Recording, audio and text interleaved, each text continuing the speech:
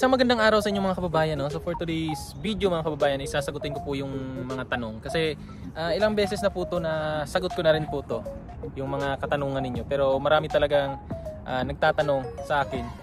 Kaya ayan, gumawa na lang ulit ako ng video para rin sa sa mga nagtatanong. Okay, so ayun, ang mga tanong kasi is kung paano tayo nakarating dito sa Japan at ano yung mga kailangan gawin para makarating dito sa Japan. So sasagutin natin yan sa video na ito. Pero bago yan, intro muna.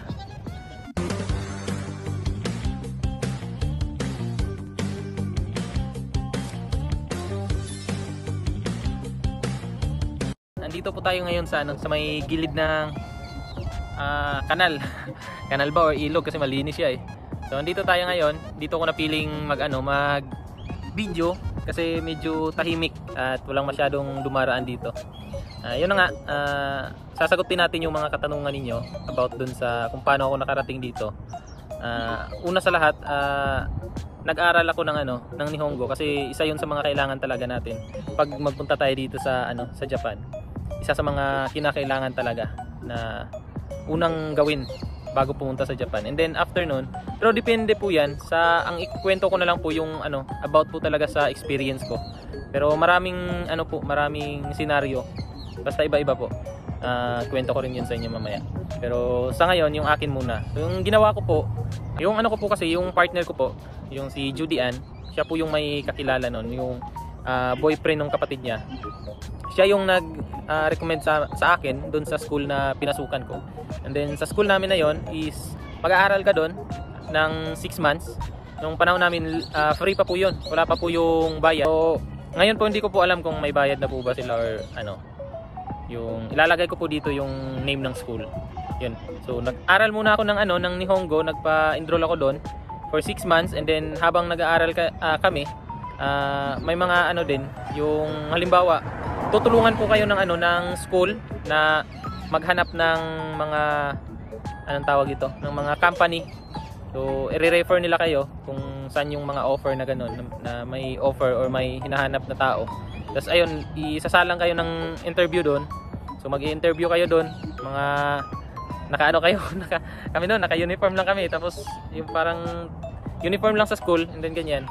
So yung mag-i-interview sa amin is yung mga hapon, minsan naman yung mga nasa lang sa computer, sa laptop, online, ganyan. Yan yung mga ginagawa doon. And then pag ma-select po kayo doon, nung na-select kami, continue yung pag-aaral namin hanggang sa lumabas yung yung anong tawag dito, yung parang visa tsaka yung anong tawag yun, COE. Pag lumabas na yung COE nyo, ay medyo malapit na po yan. Makakaalis na tayo niya ng ng Japan, makapupunta na tayo ng Japan. Ayan. So ako nag-antay ako doon ng mga parang lahat-lahat umabot din ng 1 taon yung pag-aantay ko bago makalipad dito sa Japan. So ayun, nung na-select ako, nag-antay ako ng mga, kasi mahigit nga yata yun, mahigit 1 taon pagka-select ko. Lumabas yung yung COE, agad-agad pupunta kayo sa sa Maynila na kami. Nagpunta kami sa Maynila noon and then after mga pag kinabukasan yata kaagad noon, punta na dito sa sa Japan. Ganun po yun. Ganun lang po yung naranasan ko sa basic sa experience ko po ha. At sa mga nagtatanong din po kung anong school or anong company or anong agency, yun. Yung school ko po sa Davao, kung taga Davao po kayo, Inaho po, Inaho Japanese language. Ayan po yung school. And then sa naman, dun sa agency namin sa Maynila, po, yung Bison agency po. Ayan. So sila yung nag-process ng mga ng mga papers namin. And then yun. Kaya yung sa iba naman, may ibang scenario naman na interview muna bago aral. So yun yung nangyari kina Bam, na interview muna sila. Pagkatapos nilang na-interview, pinaaral sila online, yun sa kanila. Pinaaral sila online and then after nun, mga 6 months din yata yun, tinawagan sila nung lumabas na yung kanilang COE. Yung sa kanila kasi, yung nangyari sa kanila is nagbayad sila ng 20,000 yata sa sa school. And then Pagkatapos nun, pag makapunta na kayo ng Japan, i-refund nila yon. So ibabalik sa inyo yung 20,000 na binayad ng nila sa sa pag-aaral nila. Sa amin naman yun nga, free yun dati sa amin, free yung school namin. So ang nabayaran kong yata doon yung lang. Siyempre allowance mo sa 6 na buwan na pag-aaral mo, yun lang yung mo, allowance, and then pa ba? Gastos mo sa gastos namin sa yung sa ticket namin. Hindi, sila pala. Sa kanila na yung ticket namin. Tapos yung yung pa-Japan din namin na ticket. Kumbaga allowance lang namin papuntang Maynila, tsaka allowance namin papunta dito. Kasi nag pa kami dun sa sa Maynila ng isang gabi, di ba? So yun lang yung nagastos. Siguro umabot lang ng mga hindi kasali yung allowance sa mga araw-araw na na pag pasok sa school. Siguro gumastos lang ako ng ng mga 10,000 ganun. Sa lang yun, mga allowance lang yun. Pero may mga pa yan ha. So mga siguro aabot lahat na sa allowance tsaka sa umabot siguro ng mga 50,000 or more, 60 ganyan. Umabot sa ganyan sa loob ng isang taon na pag-aaral ng Nihongo. Kaya ayun po, yun po yung mga ginawa ko para makapunta ng Japan. Una po, mag-aral ng Nihongo. Tapos pangalawa is syempre maghanap kayo ng ng school na talaga, kumbaga accredited talaga sa sa amin kasi accredited talaga yun sila sa TESDA. So kung gusto niyo din doon, kung taga Davao kayo, puntahan niyo doon. And then after noon, mag-aral ng Nihongo. Tapos pangalawa, maghanap kayo ng agency nyo, mag-apply kayo, or minsan kasi tutulungan din kayo ng school nyo na maghanap ng ng agency. So ayun. So sa iba naman po, yung gastos sa pag-aaral ng ng Nihongo, minsan aabot din siguro ng mga 30,000 yung kasi may kakilala din ako na gumastos sila ng siguro aabot din ng mga 70,000 or mababa pa ganyan. Pero kadalasan talaga may din yung bago mo, kumbaga free lahat, pero pag mo, sila na bahala lahat ng gagastusin mo, pero pag kumbaga kaltas na sa sahod mo. Yung may mga ganung senaryo din po. Kaya ayan, mahirap na yan pagkwentuhan kasi hindi ko naman yan na experience. Yung kinikwento ko lang yung na experience ko, yung mga nangyari sa journey ko kung bakit ako nakapunta ng Japan. So yun lang po. Nag-aral ng Nihongo, libre po yun, walang bayad yung pag-aaral namin ng Nihongo. And then pang-allowance lang yung araw-araw na gastos. So, kasi may motor ako, gas lang ng motor, tapos kain mo lang. Half day lang pala yung aral namin noon. So ngayon hindi ko alam kung ano na yung pamamalakad nila doon, kasi medyo wala na tayong contact din sa kumbaga hindi na tayo doon. Kasi yung mga kaklase ko rin kadalasan nakaalis na dito na sa Japan, kaya wala na akong balita kung na doon. Pero kung gusto niyo naman na doon pa rin, kung nasa Davao nga, bisitahin niyo lang po. So ayan po. At sana po ay nasagot ko yung mga tanong nyo na kung paano ako nakapunta ng Japan at kung magkano yung gastos. So ang gastos ko total lahat siguro umabot lang ng mga 50, ganyan, 50 pinaka na yan, max na yan ha, 50. Kasi libre nga sa school. Sa din namin kasi sa basta isang taong mahigit din yun yung aral ko. Tapos magastos din talaga ako sa compute ko lang, yun kasi nakatulong din yung sahod ko sa YouTube. Tapos yung ko nga, yung partner ko pinapadalhan din niya ako ng allowance, kaya medyo tayo nakaka ng budget sa pag-aaral. So ayun. Yan po, at sana nasagot ko na yung mga katanungan nyo, kasi mamimili pa ako ng ng grocery ngayon. So samahan niyo muna ako. Bibili tayo ng bigas, wala na akong bigas. Kaya tara, samahan niyo muna ako bago natin tapusin yung video ito. Maglibot muna tayo at samahan niyo ako mamili ng pagkain. Yung kakaibang damo to mga kababayan. Pink. Oh, kakaiba yung mga na to. Yung mga damo.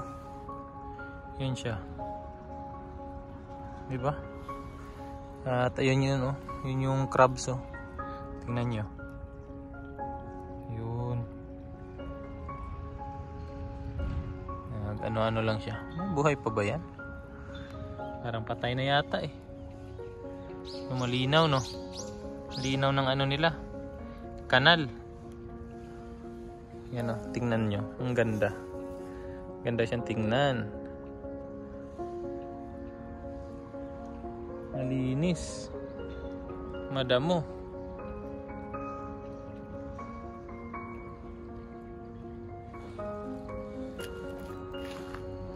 Yung may temple sa taas. Yung pinuntahan natin nung nakaraan. Yung Kumaki Temple. Okay. Tara na. May ano, may mga basura rin oh. Na tinatapon nila. Ayun oh, may mga basura rin. So, syempre hindi naman perpekto talaga yung ano, 'di ba? Isang bansa, hindi naman natin masasabi talaga kung ano na wala talagang basura, ganyan. So, may basura siya pero hindi siya masyadong ano, makalat or marami. Yan, mga ganyan lang. Konti lang naman. So, baba muna tayo.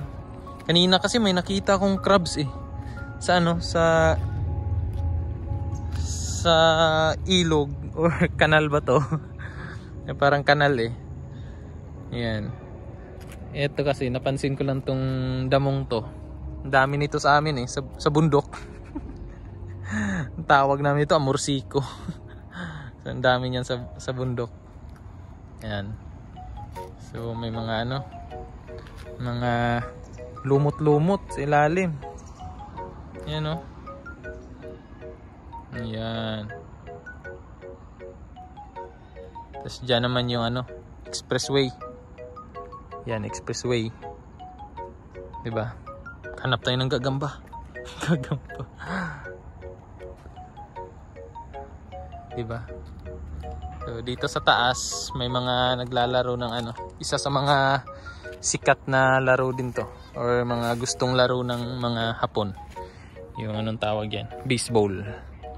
Yan, baseball, naglalaro sila ng baseball. So yan yung ating Ducati. Ito yung ano, Sakura. Wala ng dahon oh, patay na. Wala nang dahon yung Sakura. Yung mga kababayan dito kasi bawal maglagay ng ano, ayan oh, illegal dumping. So bawal magtapon. Sa ilalim pala tayo ng ano, ng tulay oh. Laking tulay. Kaya nakaano lang tayo dito. Napatigil tayo dito kasi may nakita kong bike, ayan. May bisikleta sa ilalim ng tulay. Ang galing. Nadaanan ko lang. Ayan oh, bisikleta. Ewan ko kung tinapon ba dyan or na ano, na wala or ano ba. Pero siguro sa tingin ko tinapon yan eh. Okay pa yan oh, yung anuhin lang, kunin lang yung mga parts na gumagana pa or i-chop ba, tas gamitin, di ba? Pakinabangan pa yan. Tinapon lang nila dito sa ano, sa lalim ng tulay. So tara. Meanwhile, grabe, ang daming bunga ng ano, orange. Parang na ano na yung sanga niya sa ano eh, sa lupa. Sumayad na oh. Ang dami. Sa Pilipinas to wala na. Ubos na to ng mga ano, ng mga bata. Yan oh. Hinog na. Hinog na lahat. Nandun yan sa ano, sa Pilipinas wala na. Inakyat na tong bakod ng mga bata. Ubos na yan. Nadaanan lang natin papunta dun sa ano, grocery. Dito papunta. So ayan, nadaanan lang natin.